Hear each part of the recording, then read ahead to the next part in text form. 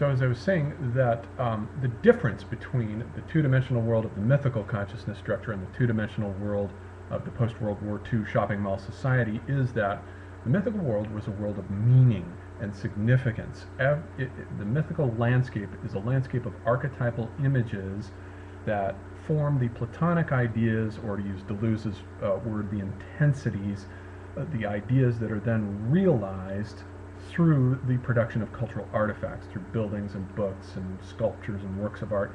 Everything in a culture, specifically, particularly when it's in its vital phase, is realizing and transforming into three-dimensional physical space this two-dimensional world of these images, but they are full of meaning and significance. They give to the psyche a cognitive map, they regulate behavior, and they create the world as an organized sensorium with a mandala that orients it in time and space. The shopping mall two-dimensional society, which is a retrieval of the mythical image flood world, differs, however, in terms of its lack of meaning. It's shorn of meaning and significance, and it suffers from a semiotic vacancy. It's a completely meaningless world. As Baudrillard brilliantly wrote about it, it's simply based upon the viral proliferation of images. Images proliferate themselves through advertising and electronic media in a viral sense. A virus, when it gets into an organism, is simply concerned not with doing anything except with replicating itself senselessly and pointlessly until the organism that it's within is destroyed by this senseless replication.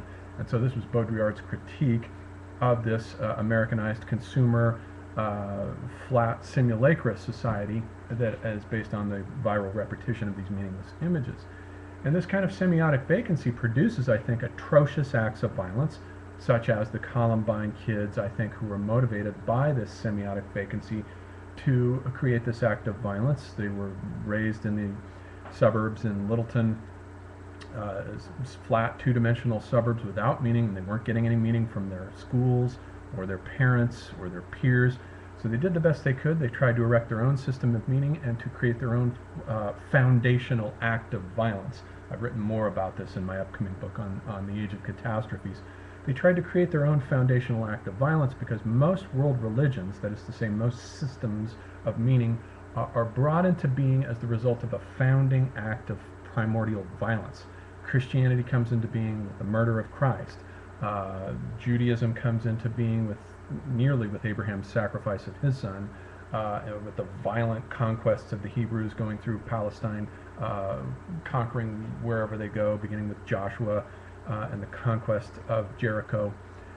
And so religion always begins with these fundamental acts of foundational violence. And I think what these kids in Columbine were doing was to create their own, entirely unconsciously, but that's what they were doing, was to create meaning, to try to set up a new semiosphere of meaning by creating a foundational act of violence, to fill the flat two-dimensional landscape of the suburbs with some kind of semiotic signifier or set of signifiers that would fill in this vacancy, this void.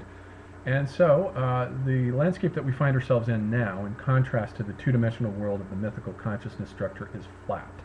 And one of the things I think that the job of the artist is nowadays has changed from what it was in Gebser's time when he was celebrating modernism, where the artist was still plugged into and jacked into a world of meaning. Modernism, as Gebser makes clear throughout this book, was based on realizing meaning, realizing the collective unconscious, realizing the archetypes, realizing the integral consciousness structure. And so the artist was part of a larger cultural endeavor to bring meaning and significance to the disintegrating Western society. But after World War II, that world horizon disintegrated. The culture became worldless and was exported by means of this two-dimensional realm of corporate logos and stereotypes and retail stores and shopping malls. And as the result of that, you got a flat world, a flat landscape. And the role of the artist became, he was exiled from the city, exiled from all worlds of meaning, and was put out on his own. This begins, of course, with Jackson Pollock's exile from Manhattan to Long Island. He's the first to sort of herald the coming of this new development, where now the artist has to create his own private world of meaning and significance. He has to originate brand new archetypes, not dialogue with the traditional archetypes of the great masters, since all those iconotypes went down the drain when the final macrosphere of modernism, Gebser's world sphere, collapsed during World War II and left the artist on his own bereft in a world robbed of icons and meaning. And you can see them melting down, these icons, in Jackson Pollock's artwork. He melts them down into his abstract action paintings, and then by the time you get to Mark Rothko's paintings, you see the semiotic vacancy there, that there's a void. There's a void that's waiting to be filled. This is why the kids in Columbine, that's the space that they're trying to fill, that's pictured in Mark Rothko's empty squares. And so what the job of the artist is now, though, is to create a counter environment to the pervasive two-dimensional world that our electrotopia shopping mall society is erecting by creating n-dimensional objects, by continuing to try to create private semiospheres of meaning, and to work by creating new archetypes that are incarnated in these complex, multidimensional, n-dimensional objects. The Hindu sculptor Anish Kapoor is a perfect example of this. He is a great sculptor who creates these sort of anti-objects. You look at an Anish Kapoor structure, it might be like a slab of a bloody dome with a monolith thrust in the center of it, and you stand there and you say, what is it? And in asking what is it, you've already missed the point of the object. It isn't anything, and it doesn't refer to any previous system of meaning from the old world horizons that have all shattered now whatsoever. It is its own world. It doesn't refer to another world of meaning and significance. It is its own meaning, its own significance. And so the semiotics come into being trapped inside the objects within the contemporary art landscape. And so the contemporary artist is bringing new worlds into being, at least when he's doing his job right, and many of them, of course, are not. It brings meaning into being with his own object. Anish Kapoor's objects are anti-objects void of meaning or purpose or significance, so they deliberately, all forms of meaning slide off them. Each one is its own world. And so the role of the artist then is to resist this two-dimensionalization of the society by creating these private monadological worlds of meaning. And he's no longer connected to a city necessarily. He can exist out in the countryside, or because he's no longer plugged into a world. He or she is no longer plugged into a functioning world horizon where he's doing the same thing that all the other artists are doing, as was the case in modernism. That's not the case anymore. Each artist is on his own now. And so contemporary art is in dire straits as a result of this disintegration of Gebser's integral macrosphere, which I think did not survive after World War II the way he said that it was. And so in this chapter then, we have Gebser talking about, in the final part of the chapter, he talks about temporics, and temporics is simply the concern with time, and he says then that by concretion of time, what he means is the awareness, the coming to conscious realization of the different forms of temporality that have marked the different consciousness structure through history.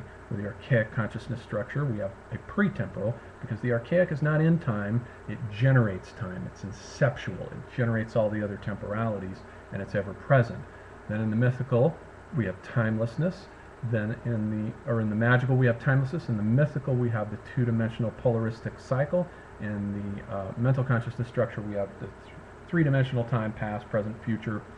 And then in the integral, we have four-dimensional time, where time is now integrated. And this very awareness, Gebser says, is what he means by time freedom, which is the shift into an achronic modality, which is atemporal, amensional, not dimensional, but amensional. It's time freedom. And what it does is it reachieves, or retrieves rather, the pre-temporality of the archaic structure, only now it's made conscious. It becomes conscious.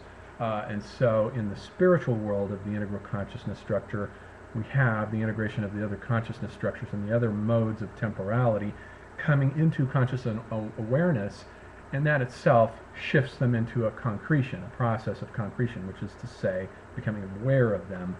And in becoming aware of them, you achieve diaphaneity, or transparency, so that all these other consciousness structures, it's as though you could suddenly see through them with X-ray vision. And so that brings us to the end of chapter 4 here on Gebser.